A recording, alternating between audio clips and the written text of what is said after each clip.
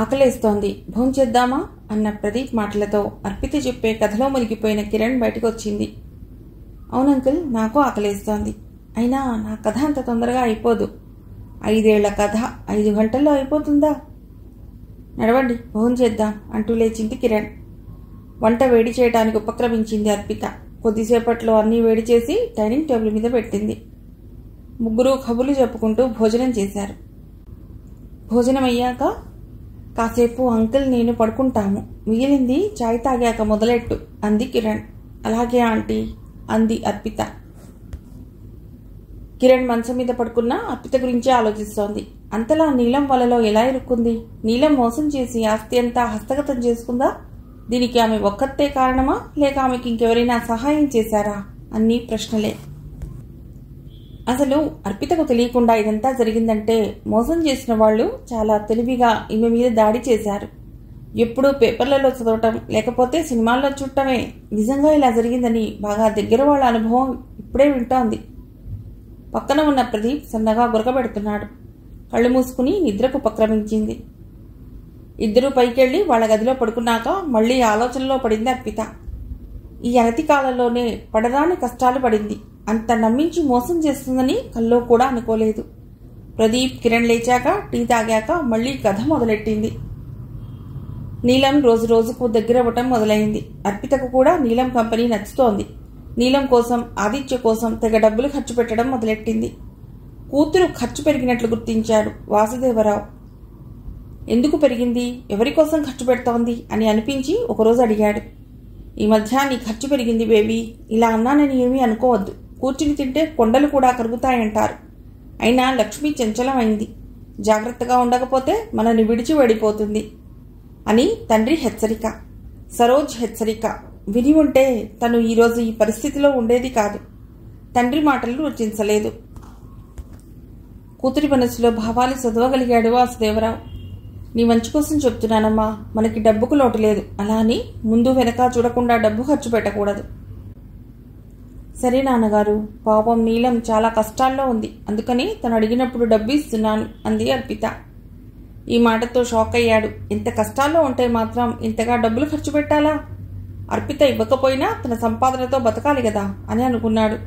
పైకి ఆ మాట అంటే కూతురు బాధపడుతుందని ఊరుకున్నాడు. నీలం అంటే ఆ రోజు చీర కొన్న అమ్మాయి అనుకున్నాడు. ఆ అమ్మాయి మీదే ఖర్చు పెడుతోందన్నమాట. అలా అని కూతురు మీద నిఘా పెట్టడం ఇష్టం లేదు. సరోజ్ కూడా ఆఫీసులో గమనిస్తోంది. నీలంకి ఈ మధ్య జల్సా ఎక్కువైంది. దానికి కారణం అర్పితే అని ఖచ్చితంగా తెలుసు. ఎన్నిసార్లు హెచ్చరించినా అర్పిత తన మాట వినటం లేదు. నీలం ఏ మంత్రం వేసిందో నీలం అంటే ప్రాణం అయిపోయింది. ఆదిత్య ముద్దు మాటలతో ఆమెకు లోకం కొత్తగా కనబడుతోంది.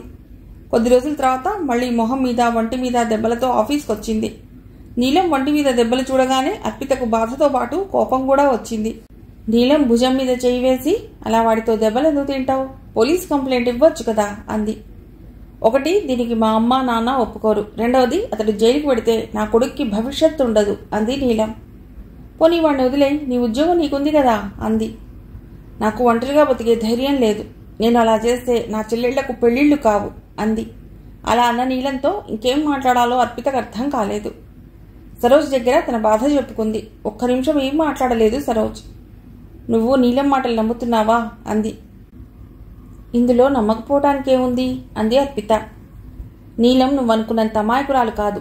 అలా అతడు కొడుతున్నట్టంటే ఈమె బహుశా అతన్ని కావాలని రెచ్చగొడుతుందేమో అన్న అనుమానం నాకుంది. అలాంటి మగవాళ్ళు లేరంటావా? ఉన్నారు. లేరని నేను అనలేను. నాకు తెలిసి అతడు తాగుబోతు కాదు. ఎప్పుడైనా ఫ్రీగా వస్తేనే తాగుతాడు. అతడికి డబ్బు ఖర్చు పెట్టడం ఇష్టం ఉండదు. నీలం జీతం అంతా అతడే తీసుకుని ఆమె ఖర్చులకు ఇస్తాడు. ఇది పెళ్లికి ముందు ఒప్పందం. ఈ విషయం నాకు నీలం చెప్పింది అంది సరోజ్. ఈ విషయాలు విన్న అర్పితకు ఆశ్చర్యం వేసింది. ఆ అమ్మాయికి ఇవన్నీ కొత్తగా ఉన్నాయి. ఇలాంటి ప్రపంచం కూడా ఒకటి ఉంటుందన్న విషయం ఆమెకు తెలియదు. ఆలోచనలో మునిగిపోయిన అర్పితను చూసి, నువ్వెందుకు అనవసరంగా ఇలాంటి విషయాల్లో కలుగజేసుకుంటావు, కొరివితో తలగోక్కుంటున్నావు. నీది చీకు చింతలు లేని జీవితం. హాయిగా నీ సంగతి నువ్వు చూసుకో, ఇదే నా సలహా అంటూ అక్కడి నుంచి వెళ్ళిపోయింది సరోజ్. ఆలోచనలో పడిపోయింది. ఆమె మనసులో ఎన్నో ప్రశ్నలు. వాటిని ఎవరి ముందు ఉంచాలి, ఎవరు సరైన సమాధానం ఇస్తారన్నది ఆమెకు తెలియదు.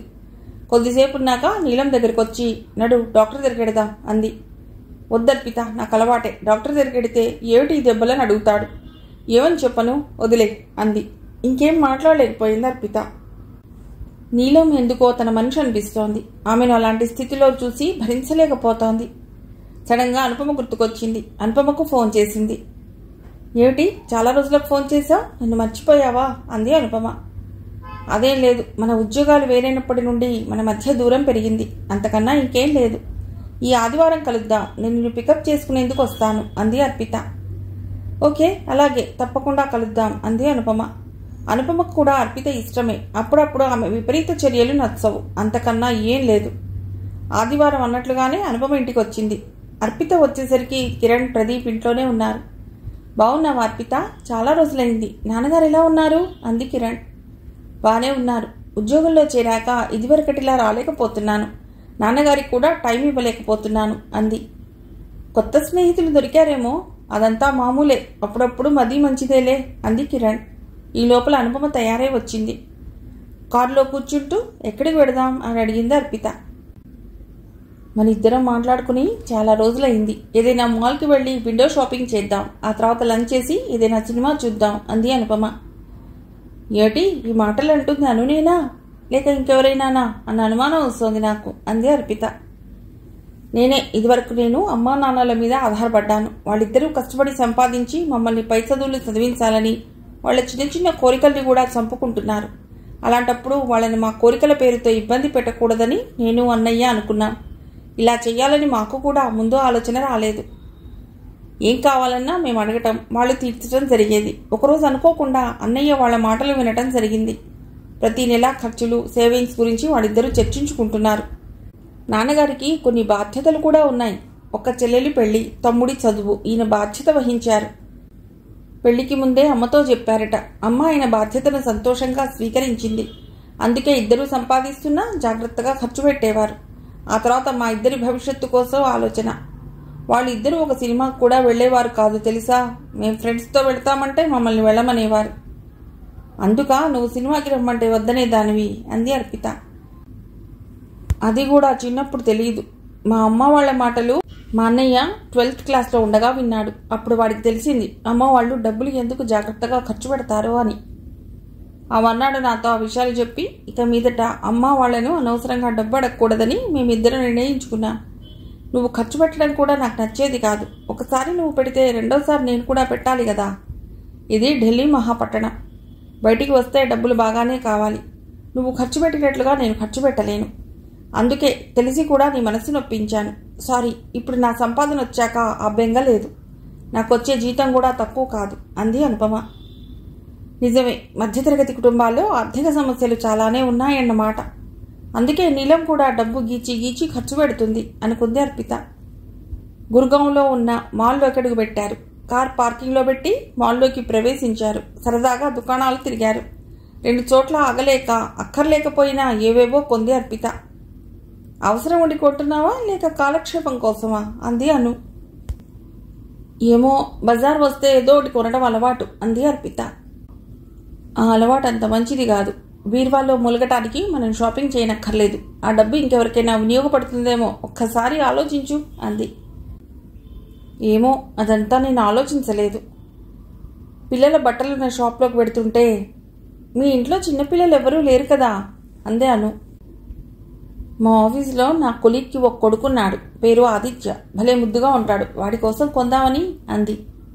ఆమె ఎంచుకున్న ఖరీదైన బట్టలు చూసి ఆశ్చర్యపోయింది. ఆఫీస్లో ఉన్న కొలీగ్ కొడుక్కి అంత ఖరీదైన బట్టలు కొనడం అవసరమా? వాళ్ళ స్తోమత ఏమిటో తెలియదు. ఒకవేళ వాళ్ళకి ఇంత ఖరీదైన బట్టలు కొనే స్తోమత లేకపోతే ఆ పిల్లవాడికి లేని అలవాట్లు మప్పినట్లు అవుతుంది. కానీ ఆ విషయం అర్పితకు చెప్పలేకపోయింది. అనుపమ కూడా తన కోసం కొద్దిగా షాపింగ్ చేసింది. ఆ తర్వాత ఇద్దరూ ఫుడ్ కోర్ట్లోకి వెళ్ళి వాళ్ళకి కావాల్సినవి తిన్నారు. భోజనం చేస్తుండగా నీలం గురించి చెప్పింది. ఆమెతో స్నేహం, ఆమె భర్త సంగతి అన్నీ చెప్పింది.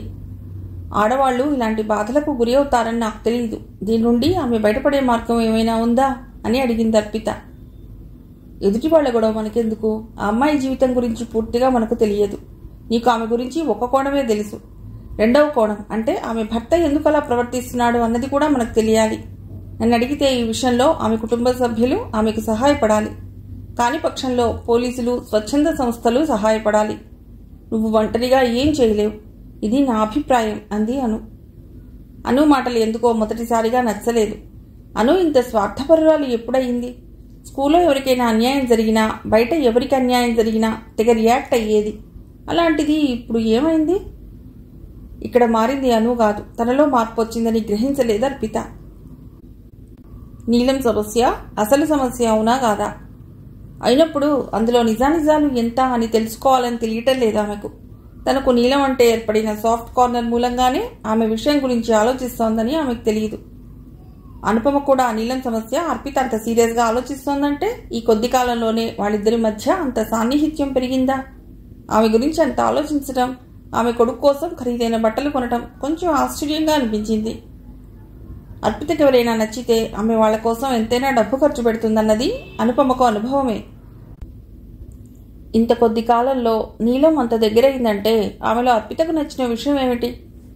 అయినా తనకెందుకు? అర్పిత మరీ చిన్నపిల్లేం కాదు. ఆమె మంచి చెడులు ఆమెకు తెలుసు. అనవసరంగా ఆమె గురించి తానెందుకు ఆలోచించాలి అనుకుంది అనుపమ. అక్కడితో ఆ సంభాషణ ఆపి ఇద్దరూ సినిమా హాల్ వైపు నడిచారు. ఇద్దరూ మౌనంగా సినిమా చూశారు.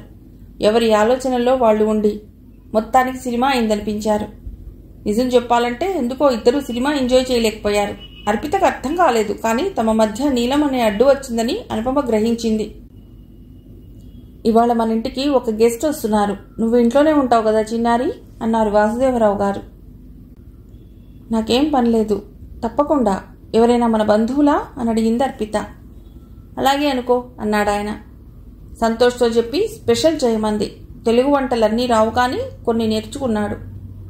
వాసుదేవరావుకి చాలా రోజుల నుండి ఢిల్లీలో ఉన్న బయటికి వెళ్ళినప్పుడు తప్ప అతడు తెలుగు వంటలే ఇష్టపడతాడు. అతడి భార్య వంట బాగా చేసేది. తల్లిపోయాక అర్పిత మెల్లిగా కొన్ని వంటలు చేయడం నేర్చుకుని తండ్రి కోసం ఇష్టంగా చేసేది. వంట ఏం చేయాలో సంతోష్కి చెప్పి తయారై కూర్చుంది. గదిలో కూర్చున్న అర్పిత రూంలోకి పనివాడొచ్చి సాబ్ బులారహీ హే అని చెప్పాడు. ఆమె కిందకొచ్చి సోఫాలో కూర్చున్న వ్యక్తిని చూసి ఆశ్చర్యపోయింది. ఎవరో గెస్ట్ అంటే తండ్రి స్నేహితుడని అనుకుంది, కానీ సోఫాలో ఉన్నది యువకుడు. తనకన్నా 3-4 ఏళ్లు పెద్దవాడై ఉండవచ్చు. కూతురు రావడం చూసి, పంకజ్, మా అమ్మాయి అర్పిత పోస్ట్ గ్రాడ్యుయేషన్ చేసి ఉద్యోగం చేస్తోంది. ఉద్యోగం అవసరం లేదమ్మా అన్నా వినిపించుకోదు అన్నాడు. ఉద్యోగం డబ్బు సంపాదనకే కాదంకిల్, మనిషికి ఒక వ్యాపకం ఉండాలి. గృహిణిగా ఉండాలని నిర్ణయించుకున్న అమ్మాయికి తప్ప మిగిలిన వాళ్ళు ఉద్యోగం చేయటంలో తప్పులేదు అన్నాడు. అతన్ని చూసి నమస్కారమని తండ్రి పక్కన సోఫాలో కూర్చుంది. నన్ను నేనే పరిచయం చేసుకుంటాను. పుట్టింది పెరిగింది తెలుగుదేశంలో.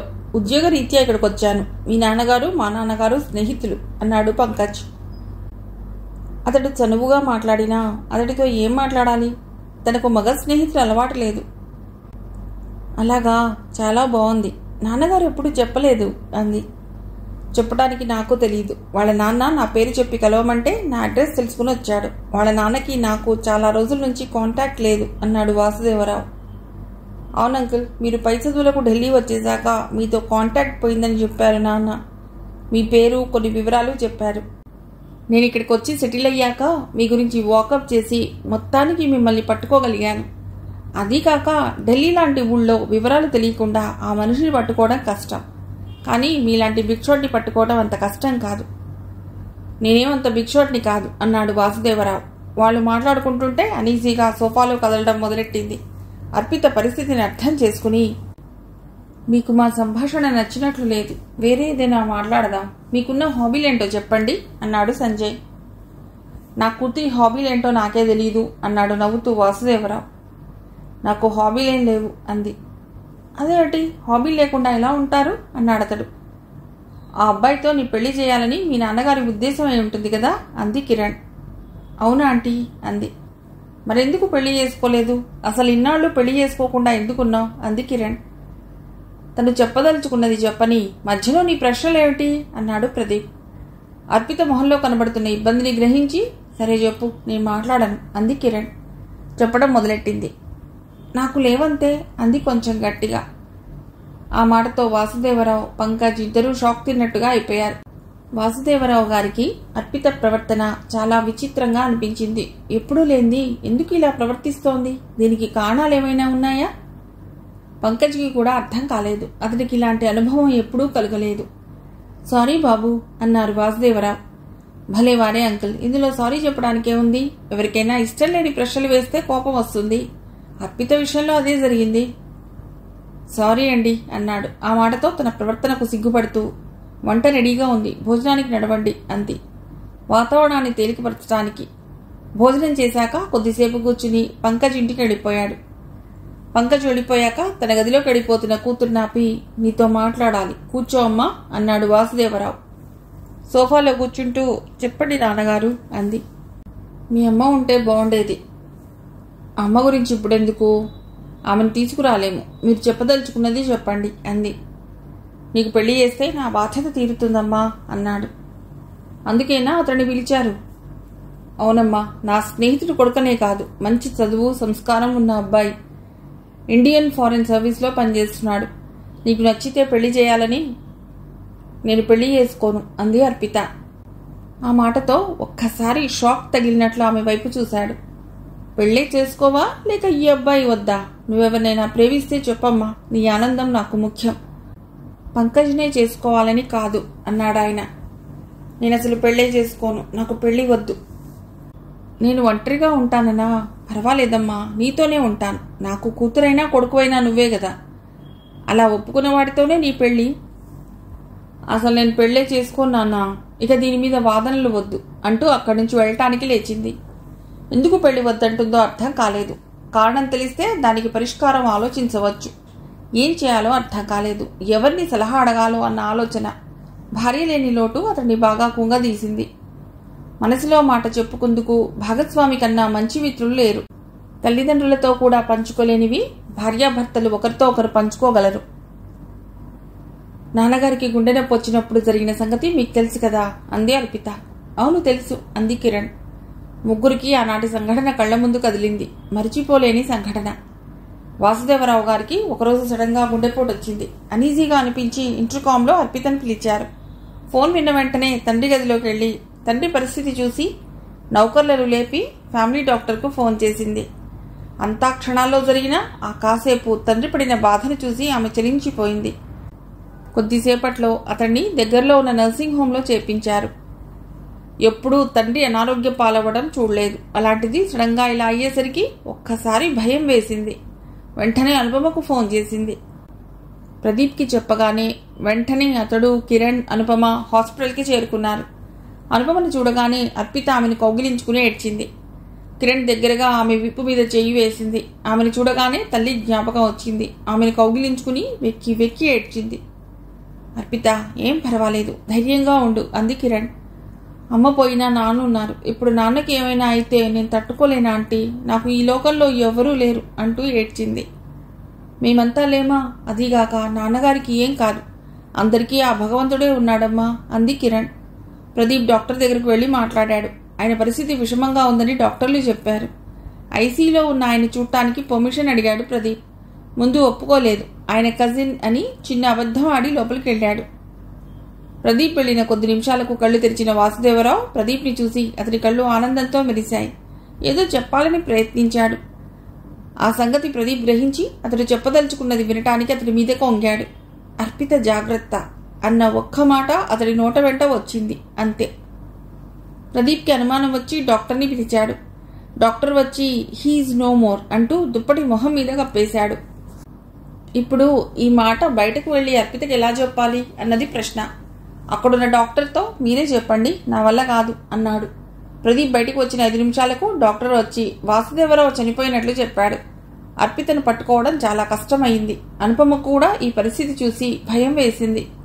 ఆమె కూడా ఎప్పుడూ ఇంత దగ్గరగా చావు చూడలేదు. కిరణ్ అర్పితను కూర్చోబెట్టి బలవంతంగా మంచినీళ్లు తాగించింది.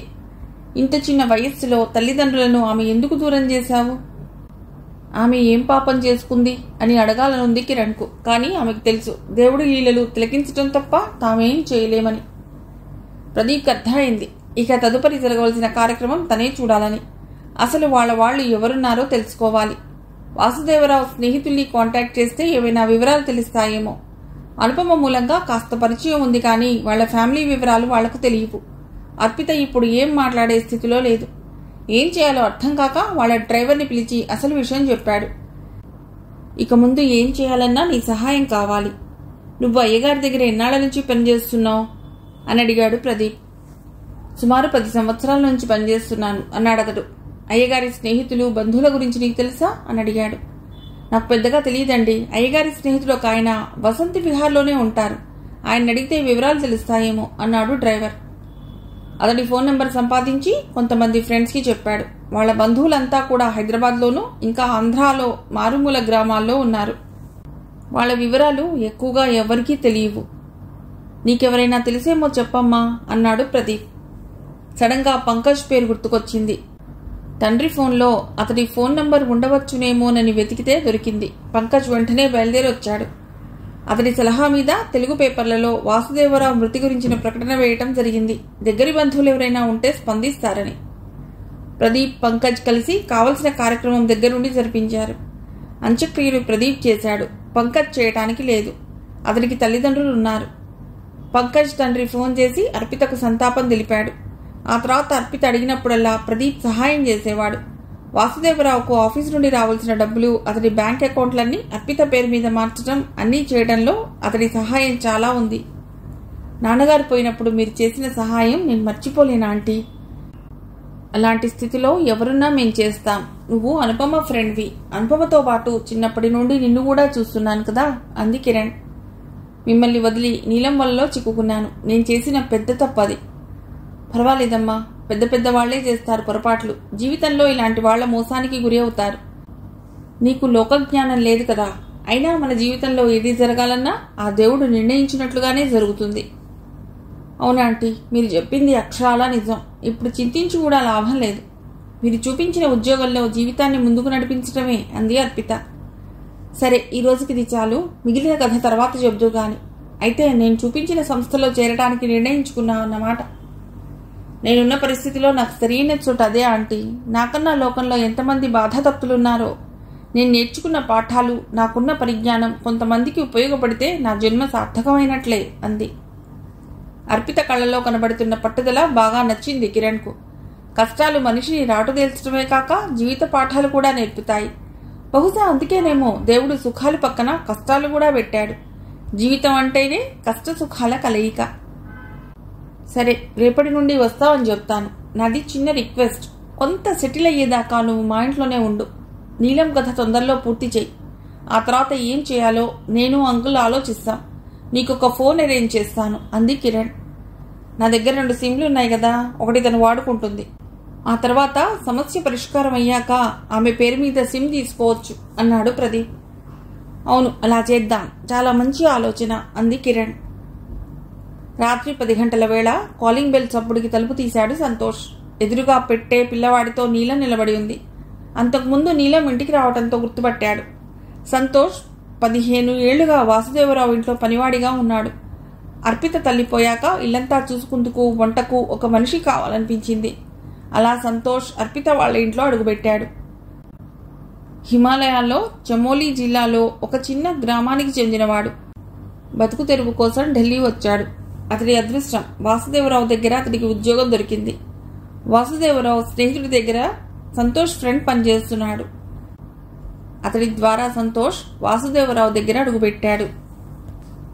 మంచివాడు, నమ్మకస్తుడు అవటంతో వాసుదేవరావు అతడిని బాగా చూసుకునేవాడు. సంతోష్కు కూడా వాసుదేవరావు నచ్చడంతో అక్కడే ఉండిపోయాడు. మిగిలిన పని వాళ్ళలా కాకుండా ఏ పని చెప్పినా చేస్తాడు. వాసుదేవరావు పోయినప్పటి నుండి అర్పితను జాగ్రత్తగా చూసుకుంటున్నాడు. రాత్రివేళ ఆ ఇంట్లో ఉండేది వాళ్ళిద్దరే. నీలం మీ లోపలికి రమ్మని సోఫాలో కూర్చోమన్నాడు. ఆమెకు మంచినీళ్ళు తెచ్చిచ్చి మేం సాబ్ని పిలుస్తానని అర్పితకు చెప్పడానికి మేడ మీదకి వెళ్ళాడు.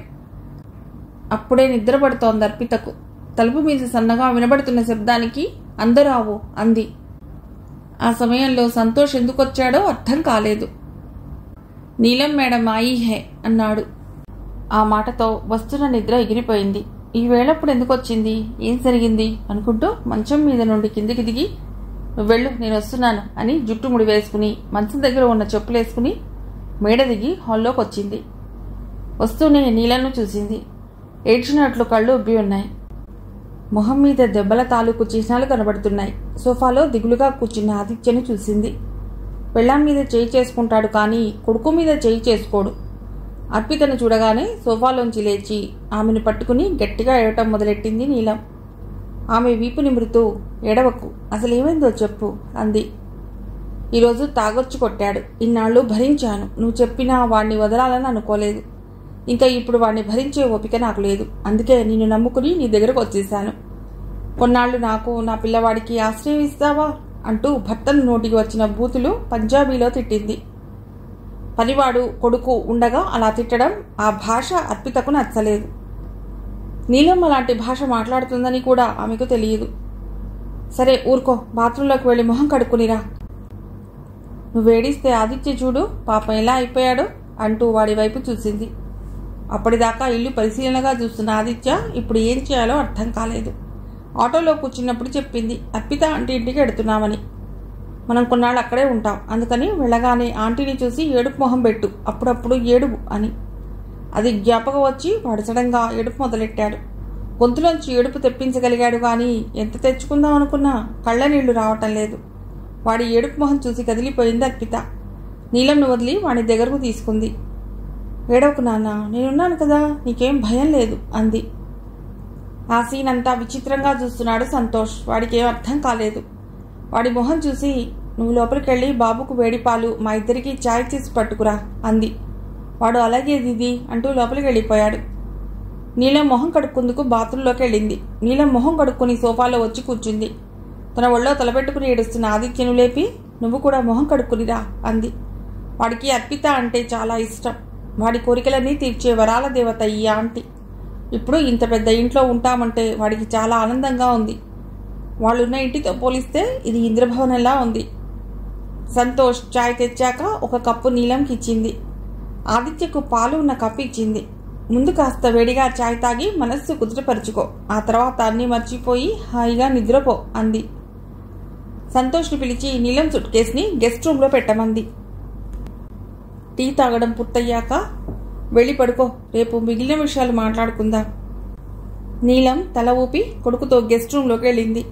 ఆ మంచం పరుపు చూసి ఆదిత్యకు చాలా ఆనందం వేసింది. మంచం మీద ఎక్కి ఆనందంగా ఎగరటం మొదలెట్టాడు. నీలం ఒకసారి గదిని పరిశీలనగా చూసింది. అందంగా నగిశీలతో ఉన్న రోజ్వుడ్ మంచం, దానిమీద నల్ల పరుపు, చక్కని ప్రింట్తో ఉన్న చక్కటి దుప్పటి, గోడలకు అందమైన తైలవర్ణ చిత్రాలు, డ్రెస్సింగ్ టేబుల్, టీవీ, ఏసీ అన్ని సౌకర్యాలతో 5 స్టార్ హోటల్ గదిలా ఉంది. నీలం కొడుకుని పడుకోమని బెడ్ లైట్ వేసి హాయిగా కప్పుకుని పడుకుంది. పాపం ఆ రాత్రంతా నిద్ర లేకుండా నీలం గురించి ఆలోచిస్తూ గడిపింది అర్పిత. తెల్లవారి నిద్రలేచి నీలం గది దగ్గరికి వచ్చి తలుపు తోసి ప్రశాంతంగా నిద్రపోతున్న నీలంని చూసిన అర్పితకు మొహం మీద ఒక చిన్న చిరునవ్వు వచ్చింది. పాపం టెన్షన్ దూరం అయ్యేసరికి మంచి నిద్ర పట్టినట్లుంది అనుకుంటూ వచ్చి డ్రాయింగ్ రూమ్లో కూర్చుంది. ఆమె అడగకుండానే ఆమెకి ఇష్టమైన ఫిల్టర్ కాఫీ తెచ్చి ఇచ్చాడు. కాఫీ తీసుకుంటూ వాడి వైపు నవ్వుతూ చూస్తూ, రాత్రి భయపడ్డావా అంది. కొంతమంది ఇళ్లలో ఇలాంటివి జరుగుతాయి దీది, మా ఫ్రెండ్స్ చెబుతూ ఉంటారు. మగవాళ్లు తాగుడికి పేకాటకు బానిసలైన ఇళ్లలో ఇవన్నీ చాలా కామన్ అన్నాడు. వాడికున్నంత లోకజ్ఞానం కూడా తనకు లేదని నవ్వుకుంది అర్పిత. ఎందుకు నవ్వుతున్నారు దీది అన్నాడు. ఏమని చెప్తుంది, కుచ్ నహి అంది. కొద్దిసేపటికి నీలం లేచొచ్చింది. మొహం కడుక్కునిరా, చాయ్ తాగుదు గాని అంది అర్పిత. బ్రష్ చేయకుండా తాగే అలవాటు లేదు, కానీ బాగుండదని బ్రష్ చేసుకుని వచ్చింది. సంతోష్ వేడిగా మసాలా చాయ్ తెచ్చాడు. ఆఫీస్కి పెడదాం, రెడీ అవ్వు అంది అర్పిత. మరి ఆదిత్య? పర్వాలేదు, ఈ ఒక్కరోజుకి సంతోష్ చూసుకుంటాడు, సాయంకాలం వచ్చాక మిగిలిన విషయాలు మాట్లాడుకుందాం అంది అర్పిత. నేనుంటాను మమ్మీ, భయం లేదు అన్నాడు అప్పుడే అక్కడికి వచ్చిన ఆదిత్య. వాడికి ఇల్లంతా తిరిగి చూడాలన్న కోరిక ఉంది. అదీకాక కాసేపు అమ్మ అదుపాజ్ఞలు లేకుండా కూడా గడపాలని ఉంది వాడికి. నీలంకు ఆఫీస్ వెళ్లాలని లేదు, కానీ వద్దని అనలేకపోయింది. వీళ్ళిద్దరూ తయారై వచ్చేసరికి సంతోష్ బ్రేక్ఫాస్ట్ రెడీ చేశాడు. ఇద్దరూ బ్రేక్ఫాస్ట్ చేస్తుండగా మిగిలిన పని వాళ్ళు వచ్చారు. నీలంను ఆదిత్యను చూసి ఆశ్చర్యం వేసింది వాళ్లకు. వాళ్ళకు తెలిసి ఈ ఇంటికి చుట్టాలు ఎక్కువ రారు, అందరూ ఆంధ్రాలో ఉన్నారు. వీళ్ళు వెళ్ళటమే గాని వాళ్ళ రాక తక్కువ. ఇల్లు క్లీన్ చేయడానికి ఒక మనిషి, మాలి ఒకడు, పై పనులకు ఒక కుర్రవాడు ఉన్నారు. వాళ్ళు వాళ్ళ పనులు చేసి సాయంకాలం లోపల ఇంటికి వెళ్ళిపోతారు. మాలి వారానికి 3 సార్లు వస్తాడు. వాసుదేవరావు ఉండగా డ్రైవర్ ఉండేవాడు. అతడు పోయాక తండ్రి కారు అమ్మేసింది, డ్రైవర్ని పెట్టుకోలేదు. ఒక్క మనిషికి ఇంతమంది పనివాళ్ళు ఎందుకని. కార్ డ్రైవింగ్ సీట్లో కూర్చుంది అర్పిత. డోర్ తీసుకుని ఆమె పక్కన కూర్చుంది నీలం. ఏదో మాట్లాడటానికి ప్రయత్నించినా అర్పిత తన ధ్యాస డ్రైవింగ్ మీద పెట్టడంతో తను కూడా మాట్లాడకుండా కూర్చుంది నీలం. కారు కనాట్ ప్లేస్ వైపు పరుగులు పెట్టింది. అర్పిత చాలా కూల్గా డ్రైవ్ చేస్తోంది. పొద్దున రోడ్లు సిటీ బస్సులతోనూ చార్టెడ్ బస్సులతోనూ బిజీగా ఉంటుంది. కారు ఆఫీస్ చేరగానే పార్కింగ్లో పెట్టి ఇద్దరూ ఆఫీస్లోకి అడుగుపెట్టారు. ఇద్దరూ కలిసి రావడం సరోజ్ చూసింది. నీలం మొహం మీద ఉన్న మచ్చలతో సంగతి అర్థమైంది. లంచ్ టైంలో అనుమానం వచ్చి అర్పితను అడిగింది ఏమైందని. జరిగింది చెప్పింది అర్పిత. నువ్వు లేనిపోని తలకాయ నొప్పి తెచ్చుకుంటున్నావు. తెలివిగా కొడుకుతో ఇప్పుడు మీ ఇంట్లోకి దూరి కొన్నాళ్లకు వాళ్ళ ఆయన్ను కూడా నీ నెత్తిమీది తెస్తుంది అంది సరోజ్. అర్పితకు ఆమె మాటలు నచ్చలేదు. నీకెందుకో నీలం పట్ల నమ్మకం, సానుభూతి లేవు. దానికి కారణం ఏమిటన్నది నాకు తెలియదు. మన స్నేహితురాలు కష్టంలో ఉంటే ఆదుకోవడం మానవ ధర్మం అంది అర్పిత. సరోజ్కు నీలం అంటే ఇష్టం లేకపోవటానికి కారణాలున్నాయి. ఆఫీస్లో చేరినప్పటి నుండి ఆమెను పరిశీలనగా చూస్తోంది. ఆమె పైకి కనపడేటంత అమాయకురాలు కాదని ఆమె నమ్మకం. సరోజ్ కూడా మిడిల్ క్లాస్ ఫ్యామిలీలో పుట్టింది. చాలా కష్టాలు పడి పిల్లల్ని పైకి తెచ్చారు ఆమె తల్లిదండ్రులు. అర్పిత కన్నా ప్రపంచాన్ని ఎక్కువ చూసింది సరోజ్. ఎదుటి మనిషి ప్రవర్తనని బట్టి వాళ్ళు ఎలాంటి వాళ్ళో ఊహించగలదు. ఇప్పటిదాకా ఆమె అంచనా తప్పలేదు. అర్పిత అమాయకురాలు, డబ్బులో పుట్టి పెరిగిన హై సొసైటీ పిల్ల అని తెలుసు. అంత డబ్బుండి కూడా ఉద్యోగానికి వచ్చి ఆఫీస్లో చాలా శ్రద్ధగా పనిచేయటం ఆమెకి ఎంతో నచ్చింది. అందరితో కలవకపోయినా మాట్లాడినప్పుడు చక్కగా ప్రేమగా మాట్లాడుతుంది. డబ్బున్నదానన్న అహంకారం, గొప్పలు ఆమెలో లేవు. అందుకే ఆమె అంటే ఒక సాఫ్ట్ కార్నర్ ఉంది సరోజ్కు. అర్పిత మాటలకు ఏం సమాధానం చెప్పాలో అర్థం కాలేదు. కావాలని గోతులో పడేవాడిని ఎవరు మాత్రం కాపాడగలరు? ఏం మాట్లాడకుండా అక్కడి నుంచి వెళ్ళిపోయింది. ఆఫీస్ అయ్యాక ఇద్దరు ఇంటికి చేరుకున్నారు. అప్పటికి సుమారు 7 అయ్యింది. ట్రాఫిక్ని అధిగమించుకుంటూ డ్రైవ్ చేయడం అంత ఈజీ కాదు. డ్రైవర్ని పెట్టుకుంటే ఈ బాధ తప్పుతుంది. ఒకరిద్దరిని పెట్టుకు చూసింది. కానీ ఈమె ఆఫీస్లో ఉన్న టైంలో కార్ని ట్యాక్సీలా ఒకడు వాడితే ఇంకొకడు పెట్రోల్ అమ్ముకునేవాడు. కొత్తలో గ్రహించలేకపోయింది. అనుకోకుండా వాళ్ళ ఫ్యామిలీ ఫ్రెండ్ ట్యాక్సీ కోసం వెయిట్ చేస్తుంటే అర్పిత డ్రైవర్ తాను వస్తానన్నాడు. అది ట్యాక్సీ కాదని తెలిసినా అతని ప్రైవేట్ కార్ అనుకుని ఎక్కింది.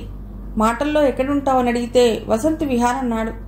అతడు చెప్పిన అడ్రస్ అర్పిత వాళ్ళదని అర్థమైంది. ఇది నీ కారేనా అంటే అవునన్నాడు. కారు దిగాక నంబర్ నోట్ చేసుకుని అర్పితకు ఫోన్ చేసి నీ కార్ నెంబర్ ఎంత అని అడిగినప్పుడు ఆశ్చర్యపోయింది. తర్వాత ఆమె వివరాలు చెప్పి మర్నాడు మాట్లాడకుండా వాడిని ఉద్యోగంలోంచి తీసేయమంది. రెండోవాడు ట్యాంక్ ఫుల్ చేయించినా కూడా 3 రోజులకే అయిపోయిందనేవాడు.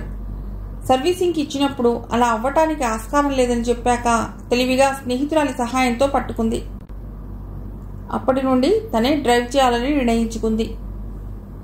వీళ్ళు ఇంటికి వచ్చేసరికి ఆదిత్య, సంతోష్ కలిసి డ్రాయింగ్ రూమ్లో కూర్చుని కార్టూన్స్ చూస్తున్నారు. ఆదిత్య చాలా సంతోషంగా ఉన్నాడు. వాడికి ఇల్లు, ఇంట్లో వస్తువులు తెగ నచ్చాయి. వాడింట్లో లేని చాలా సౌకర్యాలు ఇక్కడున్నాయి. ఇక్కడే పర్మనెంట్గా ఉండిపోతే ఎంత బాగుంటుంది అని కూడా అనిపించింది.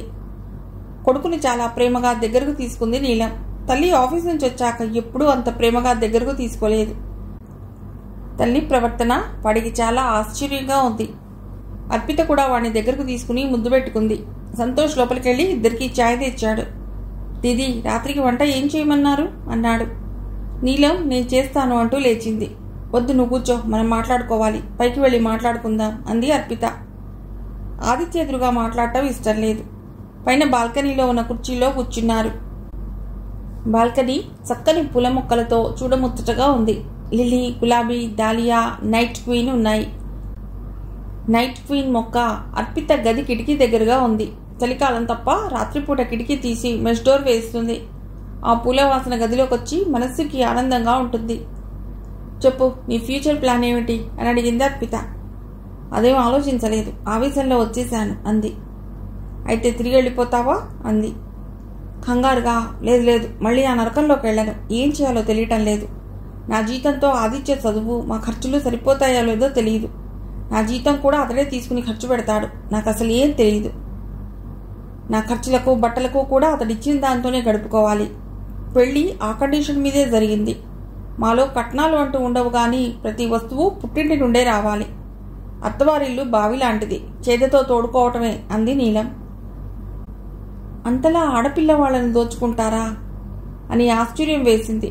బహుశా నిజమేనేమో. తనకు తెలిసిన ప్రపంచం చాలా చిన్నది. నిజం చెప్పాలంటే నీలం వేరుగా ఉండాలని అనుకోవటం లేదు. అర్పితతోనే ఉండాలని ఆమె కోరిక.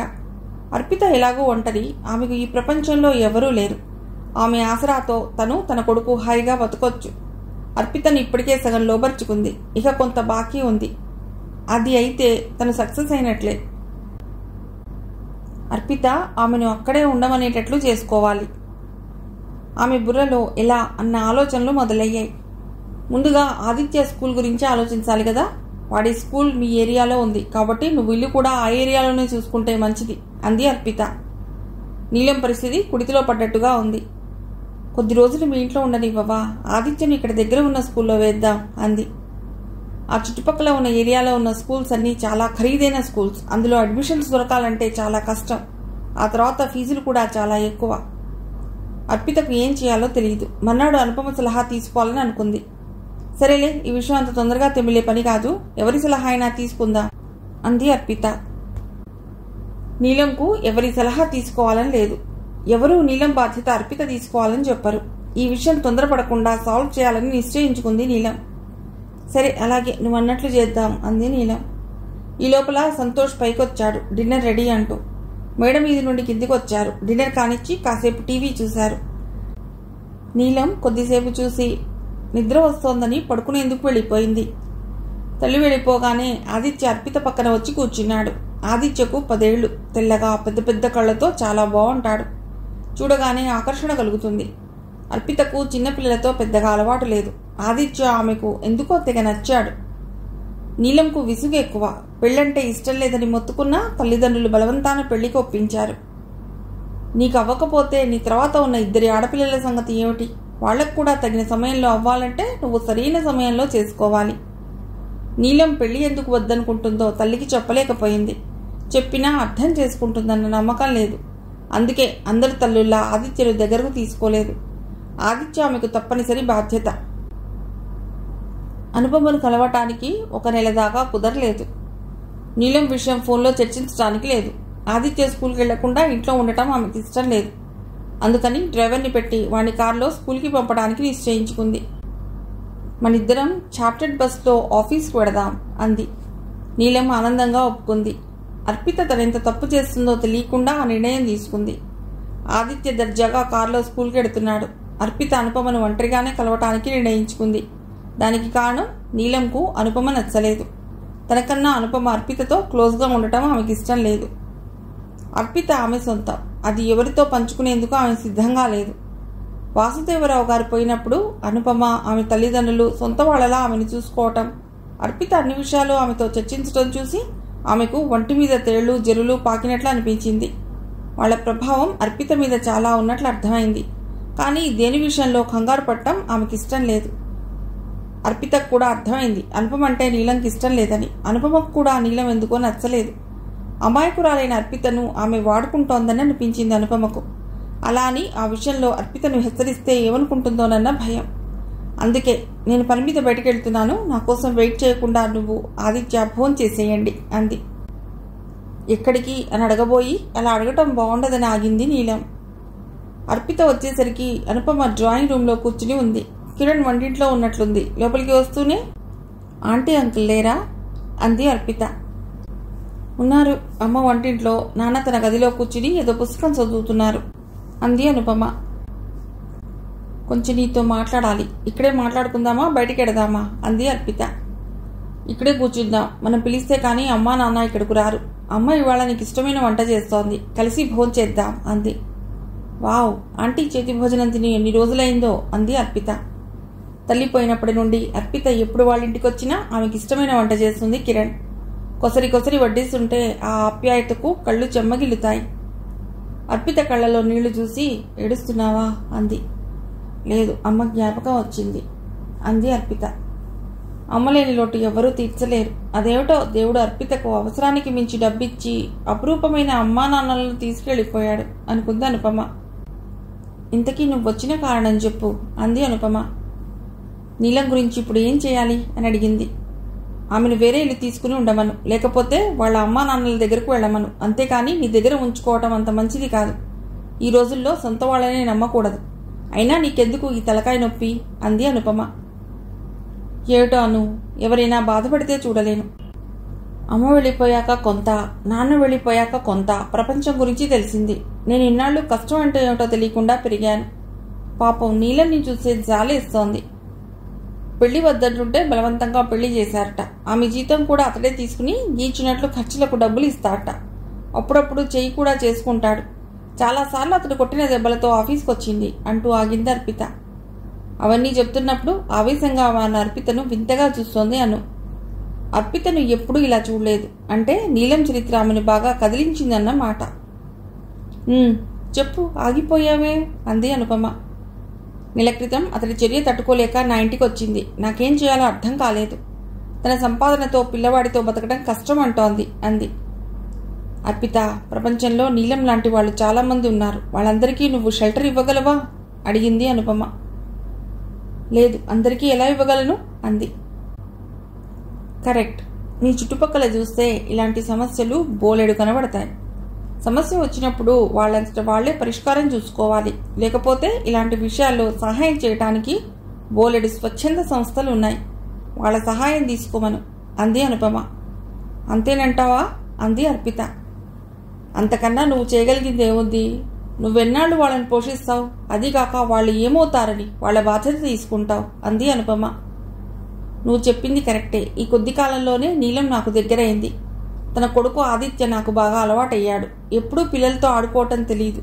వాడితో ఆడుకుంటుంటే నాకు ఏదో తెలియని ఆనందం కలుగుతోంది అంది అర్పిత. మనం మనుషులం అర్పిత.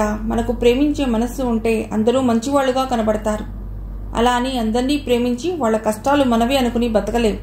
ఆలోచించుకో. అన్నట్లు నెల రోజుల నుండి మీ ఇంట్లో ఉంటున్నారు కదా, మరి ఆదిత్య స్కూల్కి వెళ్ళటం లేదా అంది అనుపమ.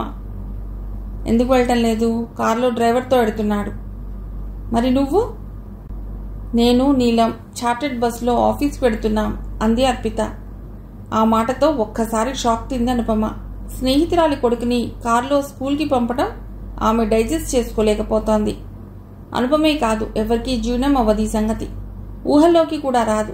లోకంలో ఇంత పిచ్చివాళ్ళు ఉంటారా అన్న అనుమానం వస్తోంది. ఏమనాలో తోచక ఇలా ఎన్నాళ్ళు అంది అనుపమ. నాకు తోచకే నీ సలహా కోసం వచ్చాను అంది అర్పిత. నా సలహా ఒకటే, వీలైనంత తొందరగా వీళ్ళని వదులుచుకుంటే మంచిది. లేకపోతే వీళ్ళు నేను ఎక్కడికి తీసుకుపెడతారో నా ఊహకు కూడా అందటం లేదు.